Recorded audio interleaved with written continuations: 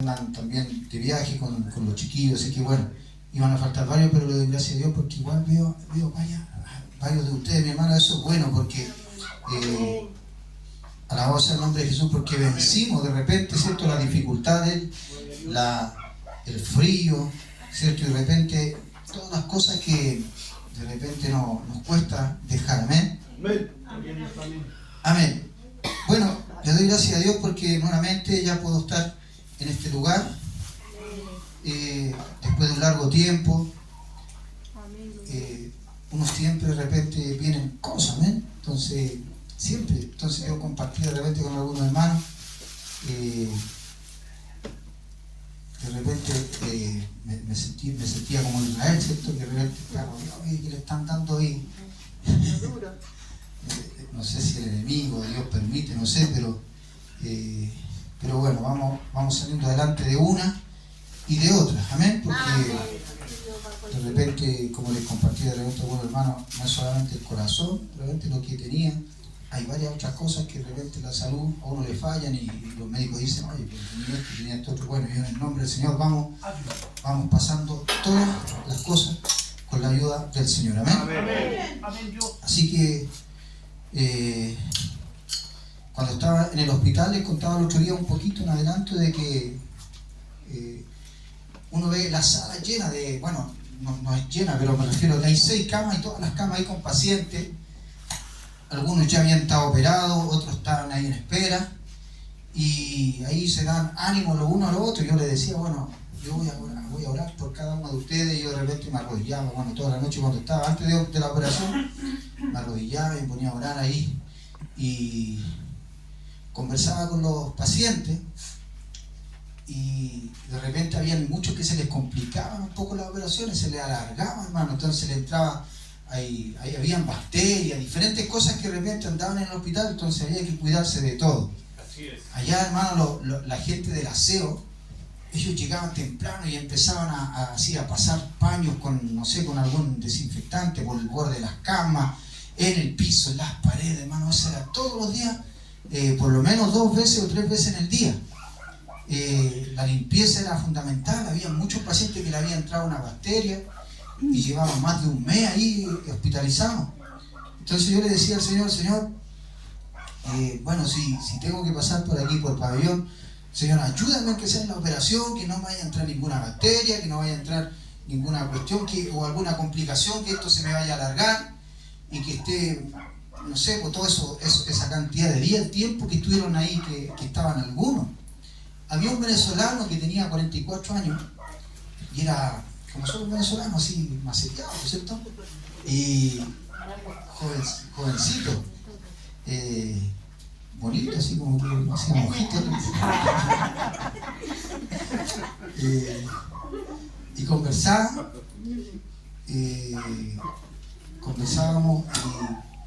y yo le decía, pero tan joven y enfermo del corazón. Me decía, no, lo que pasa es que yo empecé a fumar desde los 22 años, una cosa así.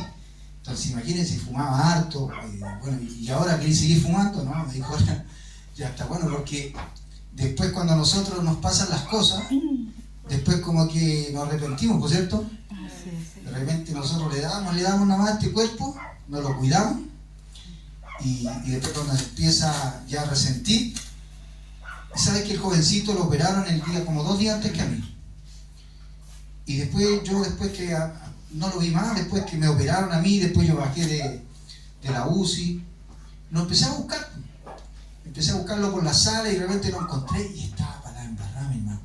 Yo pensaba que él iba a hacer algo fácil, algo simple, porque, claro, tenía el doble del cuerpo que tenía yo.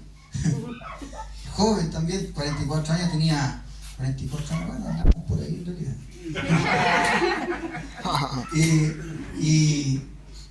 Y lo veo en un sillón, ya hablaba así, y yo me acerqué y le dije, hola, ¿cómo estás? Así hablaba, hermano, respiraba cortito y decía, no, se me hinché entero después de la operación, hermano, hablando así, bien corto, bien pausado, pero me contaba ahí que se le había hinchado, se le había complicado, la operación de él duró como 10 horas, así que iba a tener para rato. Entonces por eso yo le decía, y le volví a decir yo, bueno, voy a seguir orando por ti. Amén. Dios. Era raro, sí, mi hermano. Porque de repente, no, en serio, de repente dentro de las visitas que llegaban, una vez, bueno, 2 o 3 veces llegó como una mujer, bien arregladita, vestida, así, y cuando salió, hola. Entonces yo entre mí decía, bueno, de ser un amigue. De ser un amigue, decía yo, no creo que él también sea, decía yo, pero él se ve. Pero bueno, entonces igual yo le aprovechaba de hablar de Dios. Dios lo usa en cualquier parte a uno. A veces estamos en situaciones, como le decía, que Dios permite que pasemos pruebas, que pasemos dificultades, y ahí Dios nos va a poner a alguien al frente, de repente, que aunque sea que le hablemos nomás una palabra, ¿cierto? Por último, como atalaya, ¿cierto? Como para advertir que Dios existe, que Dios está ahí, que Dios está viendo, que Dios está mirando, que es una buena oportunidad para nosotros ponernos a cuentas con Él. Así varios pacientes, mi hermano. Jovencitos, algunos, bien jovencitos. Entonces, yo me fui del hospital. Después yo me sorprendí porque yo dije voy a estar de 1 a 2 semanas más o menos, después de la operación. Hermano, yo no alcancé a estar 6 días. Bueno, 6 días y ya me echaron para la casa. Y de verdad yo encontraba como increíble, me decía, ¿cómo tan rápido? Si la operación no es una operación simple, una operación donde uno le abren aquí, le cortan algunas costillas, incluso para poder trabajar ahí en el corazón. Entonces, es una operación difícil, una operación que incluso a uno le paran el corazón, hermano, imagínense, le paran el corazón, porque imagínense, no se puede operar con el corazón moviéndose así. Entonces, ¿qué le hacen a uno? Le paran el corazón y el corazón lo conectan sacan una manguerita, la conectan a una máquina, que la máquina sigue haciendo el trabajo. Le sacan me imagino del pecho una parte, después la meten por aquí, porque aquí también tengo unos cortecitos aquí en la ingle, creo que por ahí de ahí me volvía la sangre al cuerpo. Entonces, la operación es bien compleja. Entonces, como le digo, va a estar 6 días y bueno, toda la gloria es para Dios. Amén. Le doy gracias a Dios porque no es lo mismo, mi hermano amado, estar allá, por ejemplo, en un lugar así, rodeado de gente que uno no conoce mucho, que estar en la casa, mi hermano, atendido por una reina. ¡Gloria! Amén. Ahí uno se recupera más rápido. Tiene una motivación. Entonces, es una bendición, ¿amén? Amén. Así que la gloria es para el Señor. Y harto tiempo para leer la Biblia, yo me ponía a leer. Este mensaje, mi hermano amado, es bien largo, pero lo vamos a hacer bien rápido, bien resumido, porque pero es largo en el sentido de que no abarca solamente un texto, sino que abarca mucho, pero vamos a hacer bien rapidito porque es bien interesante. Esto nace y surge de las preguntas que uno a veces le hace a Dios: Señor, ¿por qué de repente vemos dentro de la misma obra, la iglesia, tantas de repente enfermedades, tantas pruebas, hermanos, que sufren de repente diferentes tipos de cosas, o de repente, hermano, desanimado? Entonces uno empieza a hacer muchas preguntas. Señores, ¿qué estaremos haciendo mal? ¿Qué pasará? Entonces, la Biblia nos empieza a hablar solito, hermano. ¿Amén? Así que vamos a abrir nuestra Biblia en el libro de 1 Corintios, capítulo 9, versículo 24.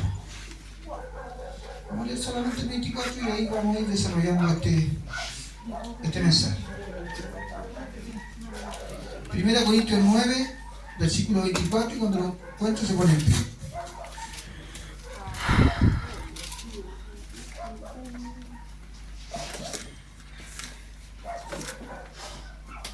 Dice así: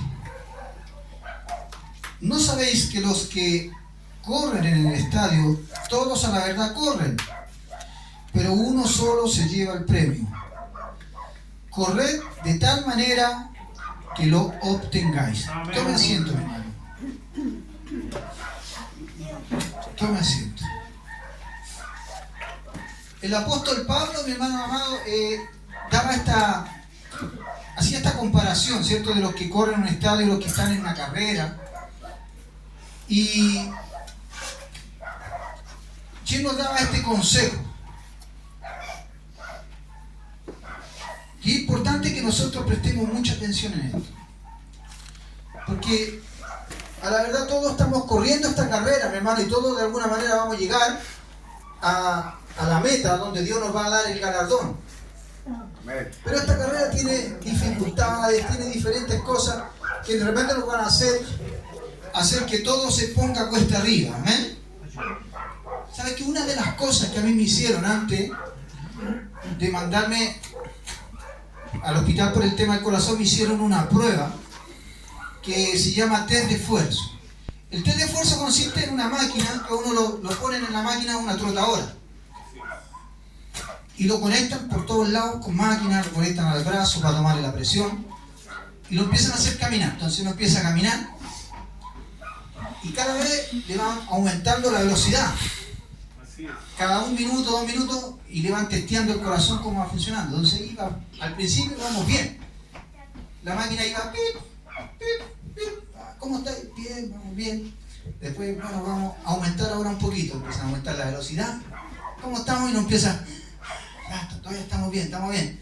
La máquina ahí, empieza más rápido.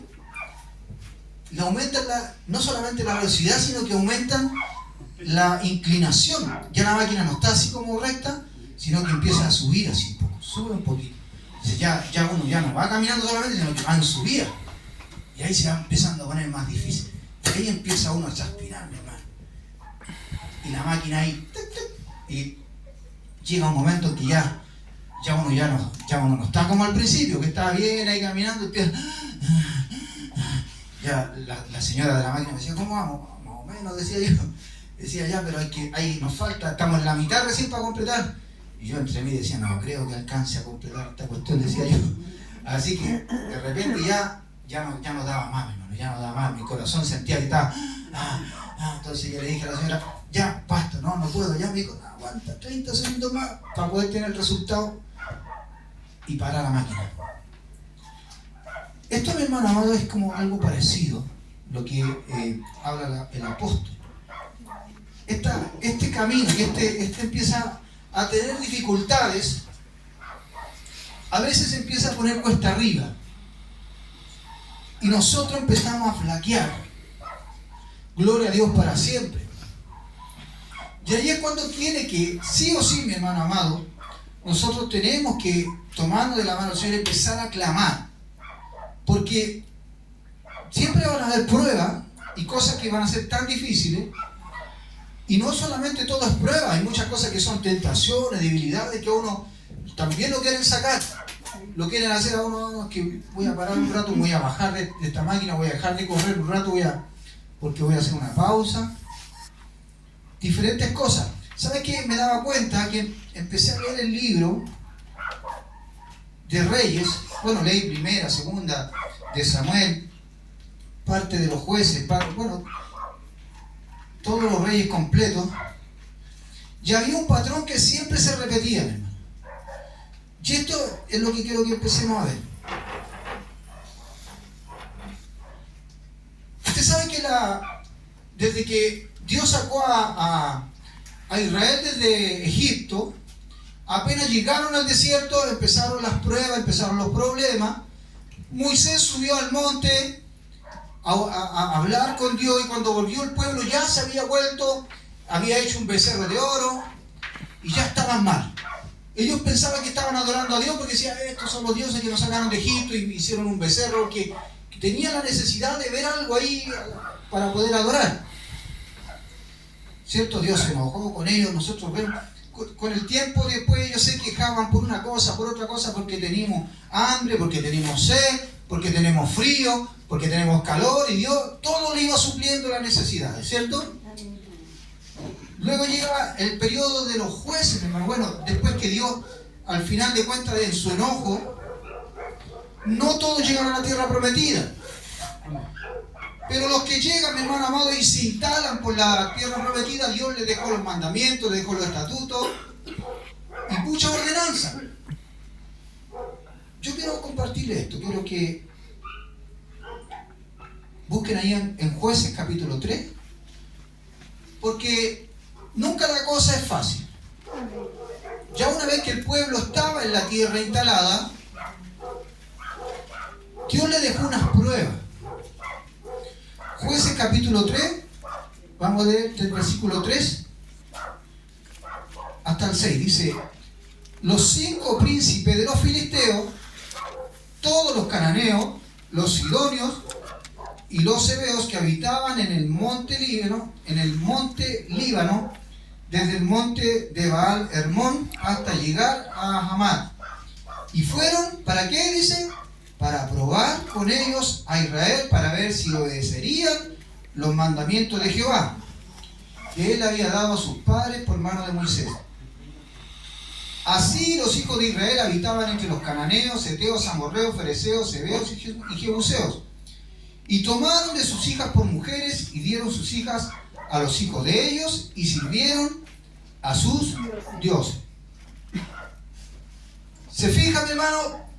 Salieron de toda la prueba que habían vivido en el desierto, llegaron a la tierra prometida. Dios permitió que hubieran ahí algunos pueblos, los dejó para probarlo. Les dijo, no se lleguen a ellos, no se casen con ellos, no se mezclen con ellos, no adoren a sus dioses. Y el pueblo ligerito empezó a adorar a sus dioses. Empezó a tomar las mujeres de ellos, a darle sus hijos. Y ahí Dios permitía que vinieran, lo afligieran al pueblo, vinieran, ¿cierto?, los enemigos, les levantaba a los jueces, ¿cierto?, muchos de ellos conocidos como Samson, como Jehú, como, no sé, había varios jueces que Dios levantó. Este es un periodo que duró más o menos entre 320 a 350 años, ese periodo. Pero luego vino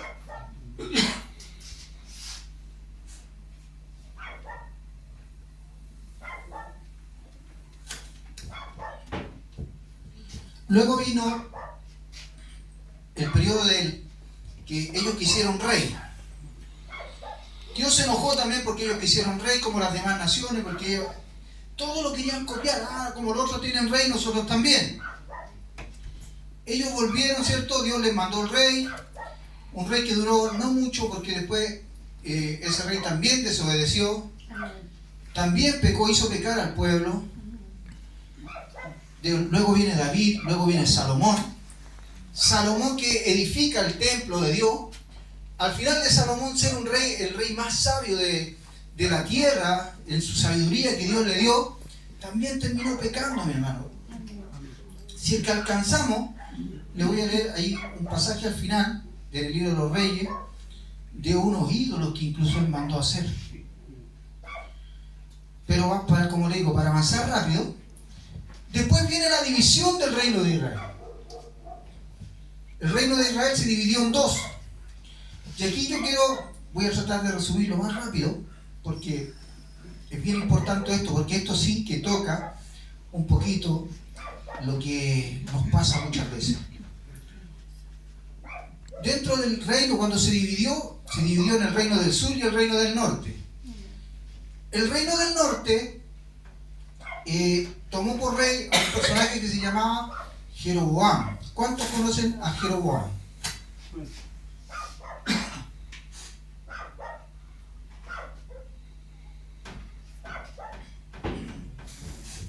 Estaba hablando muy fuerte, voy a hablar un poquito más despacio porque de repente me pica un poco la garganta. ¿Y cuántos conocen a Jeroboam? Vamos a buscar en Primera de Reyes, capítulo 12. Vamos a leer del versículo 28 al 33. Este rey hizo pecar al reino del norte, al reino de Israel. El reino de Israel estaba compuesto por 10 de las tribus y el reino del sur por 2 tribus, ¿cierto?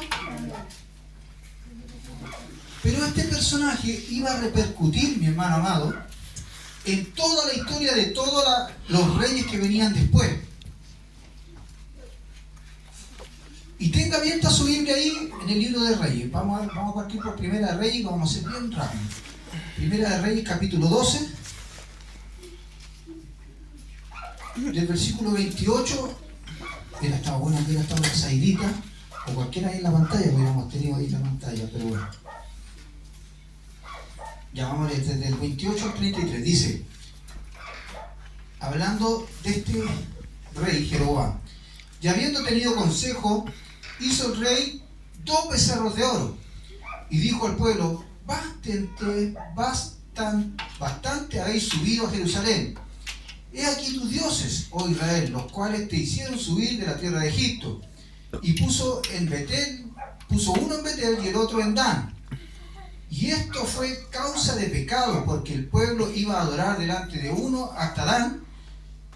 Hizo también cosas sobre los lugares, hizo casas sobre los lugares altos, e hizo sacerdotes de entre el pueblo que no eran de los hijos de Leví. Entonces instituyó Jeroboam fiesta solemne en el mes octavo, a los 15 días del mes, conforme a la fiesta solemne que se celebraba en Judá, y sacrificó sobre un altar. Así hizo en Betel, ofreciendo sacrificios a los becerros que había hecho. Ordenó también en Betel sacerdote para los lugares altos que él había fabricado. Sacrificó pues sobre el altar que él había hecho en Betel a los 15 días del mes octavo, el mes que él había inventado de su propio corazón, e hizo fiesta a los hijos de Israel y subió al altar para quemar incienso. Este rey hizo varias cosas, ¿cierto? Primero, ¿qué es lo que hizo? Todo el pueblo, según el mandato de Moisés y según la ley de Dios, tenían que ir a adorar a Jerusalén. Ahí estaba el templo que se había edificado. Todos los años ellos subían ahí. Pero este rey dijo, bueno, capaz que la gente al final se termina de nuevo yendo al otro reino. Entonces él, para tenerlo en línea, dijo, vamos a construir nuestro propio altar. Y construyó 2 becerros de oro en cada extremo del reino, como queriendo decir, ¿para qué van a ir tan lejos? Aquí tienen donde adorar. Entonces llegaban ahí, la gente por comodidad de alguna manera, y ofrecían sacrificio, y más encima en todos los lugares altos hizo casita, instruyó sacerdotes que no eran de la tribu de Leví. Usted sabe que el mandamiento era que todos los sacerdotes tenían que ser levitas. Más encima él inventó fiesta, una fiesta que dijo, bueno, yo siento en mi corazón que vamos a celebrar tal día. No eran las fiestas que Dios le había dado a Moisés. Dios le había dejado estipulado las fiestas, clarito, todo. Un montón de cosas él cambió. Cambió el culto, cambió los sacrificios, cambió muchas cosas. Y sabes que después, lamentablemente, todos los reyes que empezaron a venir después de él, cuando usted lee, por ejemplo, y manténgase en el libro de los reyes, como le dije, en el capítulo 15, así lo voy a ir pasando bien rápido. En el 15, del 25 al 26. Por ejemplo, Nadab, hijo de Jeroboam, comenzó a reinar sobre Israel en el 2.º año de Asa, y reinó sobre Israel 2 años, e hizo lo malo ante los ojos de Jehová, andando en el camino de su padre. ¿Se fija? Después pasamos al 15:33. Dije, en el 3.er año de Asa, rey de Judá, comenzó a reinar Baasa, hijo de Ahía, sobre todo Israel, en Tirsa. Y reinó 24 años e hizo lo malo ante los ojos de Jehová, y anduvo en el camino ¿de quién? De Jeroboam, y en el pecado con que hizo pecar a Israel. Después nos saltamos al capítulo 16, versículo 15, dice, en el año 27 de Asa, rey de Judá, comenzó a reinar Zimri, y reinó 7 días en Tirsa, y el pueblo había acampado contra Gibertón, ciudad de los filisteos. Saltamos al 18. Mas viendo Zimri toda la ciudad, se metió en el palacio de la casa real y prendió fuego a la casa consigo, y así murió por los pecados que había cometido. Él mismo se quemó, se suicidó ese rey, mi hermano. Puras cosas malas. Sigamos en el capítulo 16, versículo 23. En el año 31 del rey Asa de Judá comenzó a reinar Omri sobre Israel, y reinó 12 años. En Tirsa reinó 6 años.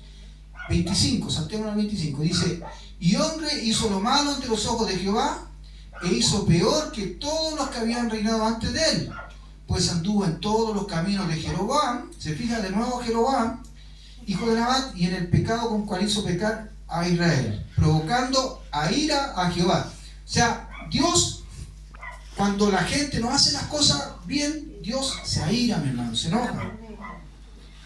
Luego viene este rey Acab, en el capítulo 16, versículo 29. Comenzó a reinar Acab, hijo de Omri, sobre Israel, en el año 38 de Asa, y reinó Acab, hijo de Omri, sobre Israel en Samaria 22 años. Y Acab, hijo de Omri, hizo lo malo ante los ojos de Jehová, más que todos los que reinaron antes de él, porque le fue ligera cosa andar en los pecados de Jeroboam. O sea, él dice que todos los pecados que cometió Jeroboam lo encontró que era poco. Entonces dice que después dice, y tomó por mujer a Jezabel, hija de Ed-Baal, rey de los Sidonios, y fue y sirvió a Baal y lo adoró, e hizo el altar a Baal en el templo de Baal que él edificó en Samaria. Hizo también acá una imagen de acera, haciendo así acá más que todos los reyes de Israel que reinaron antes que él, para provocar la ira de Jehová. O sea, ese rey, mi hermano, hizo mucho peor las cosas. A su nombre, Gloria. a su iglesia, Victoria. vámonos a Segunda de Reyes. Vamos a leer el capítulo 3. Del 1 en adelante dice: Joram, hijo de Acab, comenzó a reinar en Samaria sobre Israel en el año 18 de Josafat, hijo de Judá, y reinó 12 años, e hizo lo malo ante los ojos de Jehová, aunque no como su padre y su madre, porque quitó las estatuas de Baal que su padre había hecho, pero se entregó a los pecados de Jeroboam. ¿Se fija de nuevo? Hijo de Nabat. Aquí tenemos algo diferente. Este rey dice que no fue tan malo. ¿Por qué? Porque quitó la estatua de Baal. O sea, él se dio cuenta, porque Dios siempre le mandaba profeta igual. Él se dio cuenta y dijo: oye, nos volvimos idólatras, mi papá, qué sé yo, hizo esta estatua, las vamos a sacar. Él quiso agradar a Dios de alguna manera, pero dice que igual se entregó a los pecados de Jeroboam. O sea, los pecados de Jeroboam de alguna manera se fueron haciendo parte como natural y normal dentro del reino. Amén. Leamos un poquito más adelante ahora, en el 2 Reyes capítulo 8. Todo esto eran los del reino del norte. Pecaban los del reino del norte, eran pecadores. Los del reino del sur se mantenían, mi hermano amado, relativamente bien con Dios. Pero aquí viene uno que se llama reinado de Ocosías, del reino del sur, de Judá. Vamos a leer en el 2 Reyes 8:25. Dice: en el año 12 de Joram, hijo de Acab, rey de Israel, comenzó a reinar Ocosías, hijo de Joram, rey de Judá.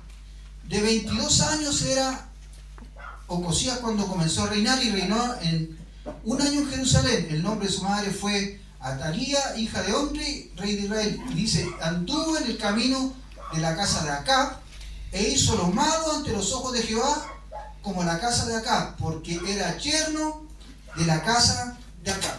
Aquí tenemos otra cosa bien importante.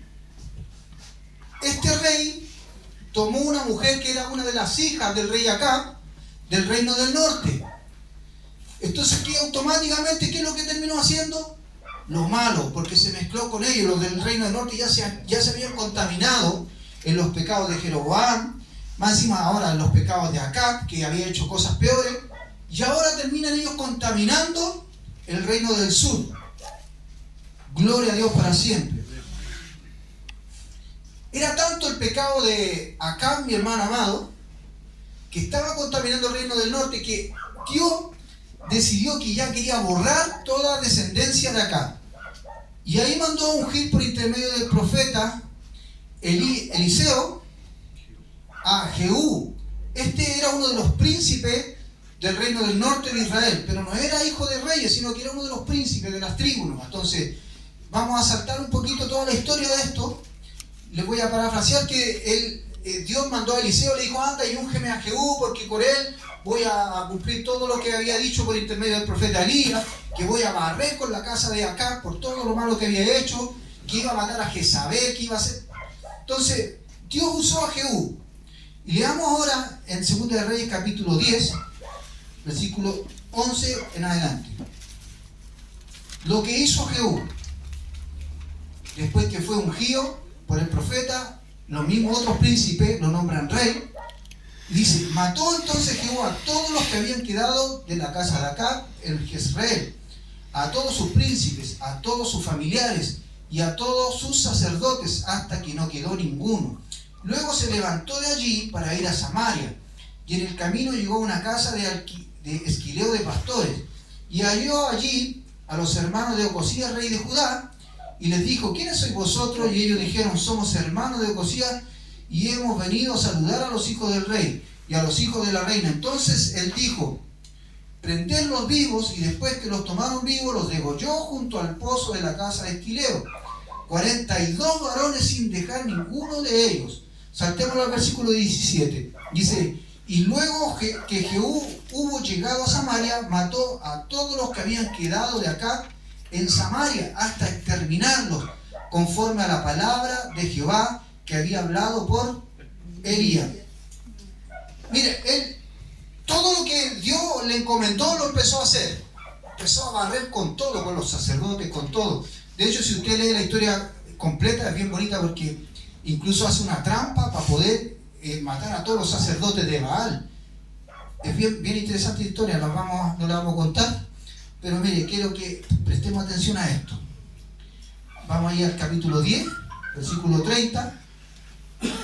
Dice, y Jehová dijo a Jehú, por cuanto has hecho bien ejecutando lo recto delante de mis ojos, e hiciste a la casa de Acab conforme a todo lo que estaba en mi corazón, tus hijos se sentarán sobre el trono de Israel hasta la 4ª generación.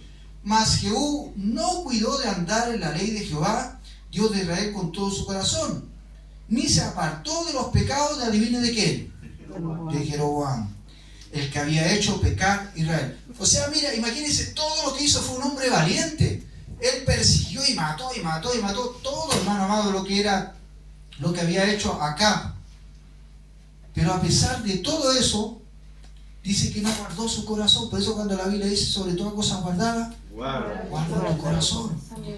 Y dice, y no se apartó de los pecados de Jeroboam, porque los pecados de Jeroboam, como quien los dejó de ahí, y eran como algo que quedaban permanentemente. Entonces, cada vez que asumía era como algo normal. Bueno, los lugares altos están ahí, ya fueron hechos, ya llevan años ahí.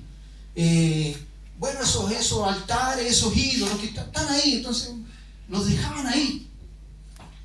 Gloria a Dios para siempre. Por eso que les vuelvo a recordar el versículo que leíamos al principio, hermano. Porque a veces cuando empezamos a correr esta carrera, por eso que el apóstol Pablo aconseja y dice, si vamos a correr esta, corramos de tal manera que la obtengamos, el premio. ¿Amén? Porque esto de repente se esforzaron, hicieron varias cosas, pero descuidaron otra que también era importante. ¿Amén? Segunda de Reyes 12, miren lo que seguimos ahí un poquito. Segunda de Reyes 12, del 1 al 3. Dice, en el 7º año de Jehú comenzó a reinar Joás, y reinó 40 años en Jerusalén. El nombre de su madre fue Silvia de Beerseba. Y Joás hizo lo recto ante los ojos de Jehová todo el tiempo que le dirigió el sacerdote Joiada. Mira, hizo lo recto. Este era del reino del sur. Se llamaba, ¿cierto?, Joás, reinando en el reino del sur. Pero dice, con todo eso, los lugares altos no se quitaron, porque el pueblo aún sacrificaba y quemaba incienso en los lugares altos. Se fijan que eso que mandó a hacer Jeroboam, los lugares altos y todo, permaneció, hermano, de generación en generación. Fue contaminado el reino, y no solamente el reino del norte, sino que al final terminó contaminando el reino del sur también, con sus pecados. Gloria a Dios para siempre. Aquí vamos a ver otra cosa interesante. Segunda de Reyes 13. Vamos a ir saltando en algunas cosas para no leer tanto, pero dice, del 13 vamos a leer del 1, a ver, Segunda de Reyes 13, del 1 en adelante. Dice, en el año 23 de Joás, hijo de Ocosías, rey de Judá, comenzó a reinar Joacás. Este es otro rey, hermano. Joacás, que era hijo de Jehú sobre Israel en Samaria, en el reino de norte, reino este.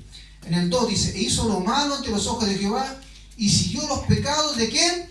De Jeroboam, hijo de Nabat, el que hizo pecar a Israel. En el 3 dice, y se encendió el furor de Jehová contra Israel y los entregó en manos de Hazael, rey de Siria, y en manos de Ben-Hadad, hijo de Hazael, por largo tiempo. O sea, Dios permitió que viniera un pueblo de Siria y los oprimiera. Pero después miren lo que dice ahí en el 4, dice, más Joacás oró en presencia de Jehová y Jehová lo oyó, porque miró la aflicción de Israel, pues el rey de Siria los afligía. Y Dios, Jehová salvador a Israel, y salieron del poder de los sirios. Y habitaron los hijos de Israel en sus tiendas como antes, y con todo eso no se apartaron de los pecados de la casa de ¿quién? Imagínense. Estaba siendo afligido. Él clama a Dios. Dice, Señor, tengo una aflicción grande. Mira el pueblo como está. Estamos siendo, qué sé yo, muertos. Nos roban, nos hacen tanto daño. Y Dios los libra, mi hermano. O sea, Dios de una u otra manera, aunque el pueblo sea idólatra, aunque el pueblo de repente tenga estas cuestiones que no se aparta completamente, es a medio, medio tibio, cuando uno clama a Dios, oye. Y Dios por misericordia, Dios responde. ¿Amén? Amén. Pero esos son de repente misericordias que Dios tiene. Porque Dios el enojo, Dios no se le ha pasado el enojo. Sigamos. Segunda de Reyes, capítulo 14.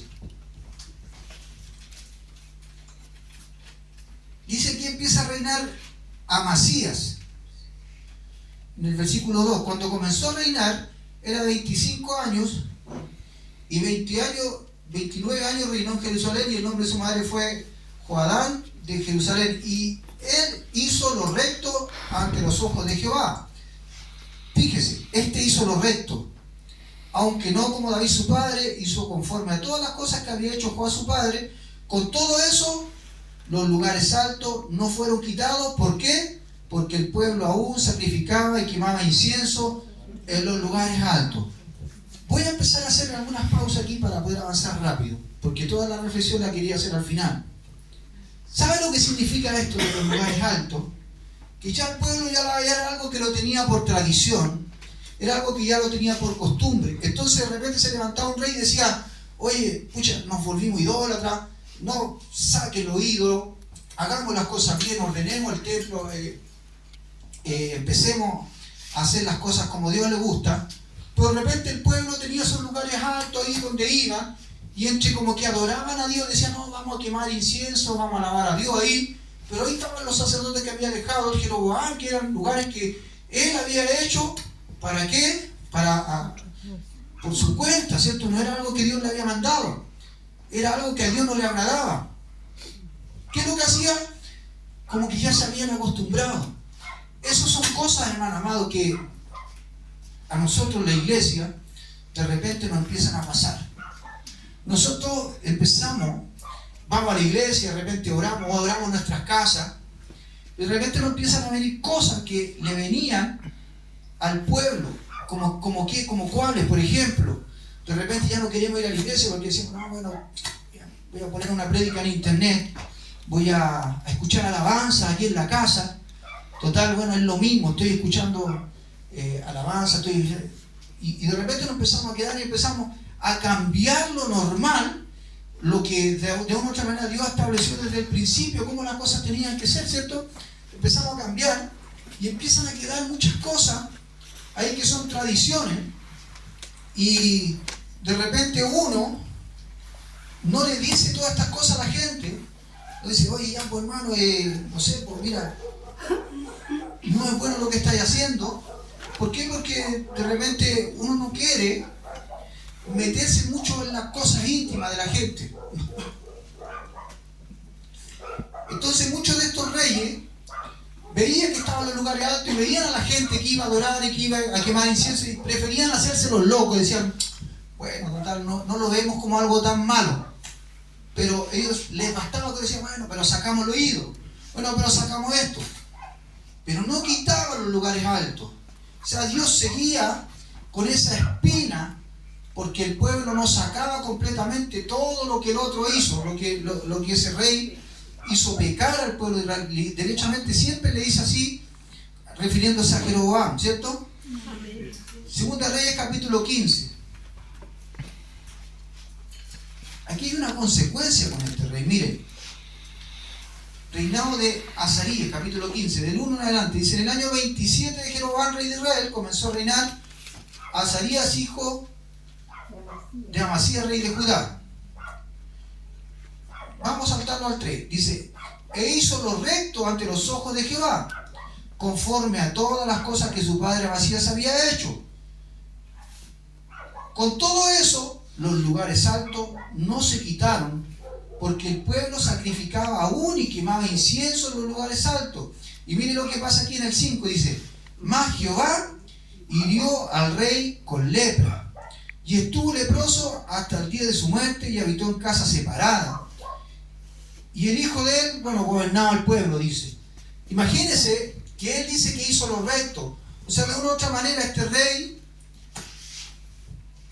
no volvió a levantar los baales, ¿cierto? Los ídolos y todas esas cosas, pero él también de repente hizo la vista gorda.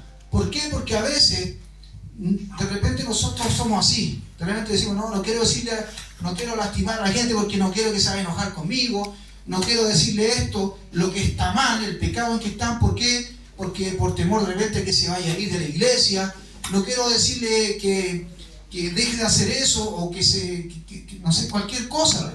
Yo no voy a tratar de no nombrar para no de repente que alguien se sienta identificado, pero a veces pasa, mi hermano. A veces el hombre le da el gusto al hombre, y no le dice realmente, oye, estáis mal. Y lo deja que esté, y lo deja que siga en su pecado, y de repente vamos, adoramos y estamos ahí. Y lo mismo le pasaba al pueblo. Aquel rey pensó y dijo, bueno, hizo lo bueno, estoy haciendo lo bueno, lo recto, pero seguían ahí, hermanos, esos lugares altos. La gente seguía yendo, diciendo a ese lugar, y Dios no le gustaba. Imagínate que dice que hirió con lepra al rey. Gloria a Dios para siempre. Por eso que nosotros los pastores igual tenemos una gran responsabilidad, mi hermano. Tenemos una gran responsabilidad porque tenemos que enseñar estas cosas. Yo también me he equivocado muchas veces. Gloria a Dios para siempre. He caído igual en los errores, hermano amado, de Jeroboam, porque Jeroboam, él, cierto, de una u otra manera, vamos a reflexionar eso después. Gloria a Dios para siempre. Pero también está la otra parte. Segunda Reyes 18. Vamos a leer esta historia, es muy conocida por la mayoría, y es bueno que la mencionemos. Desde el capítulo 1 en adelante dice, en el tercer año de Oseas, hijo de Ela, rey de Israel, comenzó a reinar Ezequías, hijo de Acaz, rey de Judá. Ezequías fue bien importante, mi hermano amado.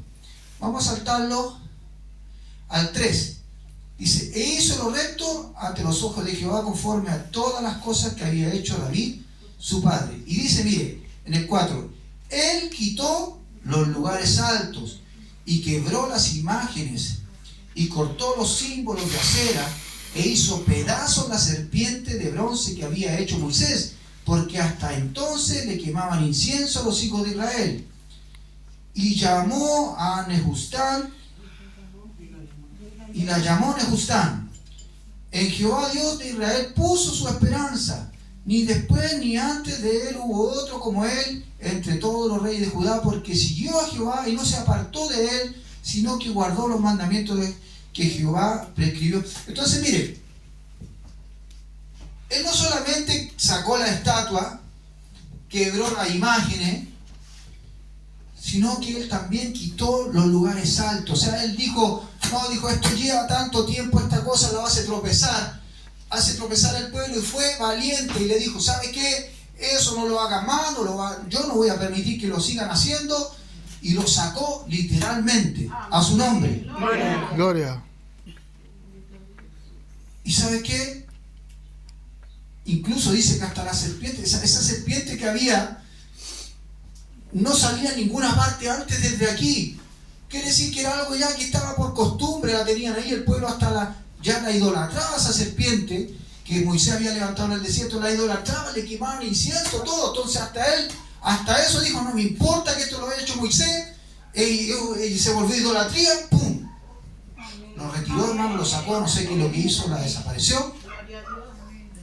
Y saben que esto trae buenas consecuencias, hermano, o buenas cosas. Mira, avance un poquito ahí en el versículo 20. Dice, en aquellos días, Ezequías cayó enfermo de muerte, y vino a él el profeta Isaías, hijo de Amós, y le dijo, Jehová dice así, ordena tu casa, porque morirás y no vivirás. Entonces él volvió su rostro a la pared, y oró a Jehová, y dijo, te ruego, Jehová, te ruego que hagas memoria de que he andado delante de ti en verdad, y con íntegro corazón, y que he hecho las cosas que te agradan. Y lloró Ezequías con gran lloro, y antes que Isaías saliese hasta la mitad del patio, vino palabra de Jehová a Isaías diciendo, vuelve y di a Ezequías, príncipe de mi pueblo, así dice Jehová, el Dios de David, tu padre, yo he oído tu oración y he visto tus lágrimas, he aquí que yo te sano. Amén. O sea, cuando nosotros hacemos las cosas bien delante de Dios y empezamos a quitar de nuestra vida todo lo que es estorbo, todas las cosas, mi hermano amado, que de repente son un tropiezo para que Dios nos escuche nuestra oración, inmediatamente, imagínense, dice que inmediatamente le dijo al profeta,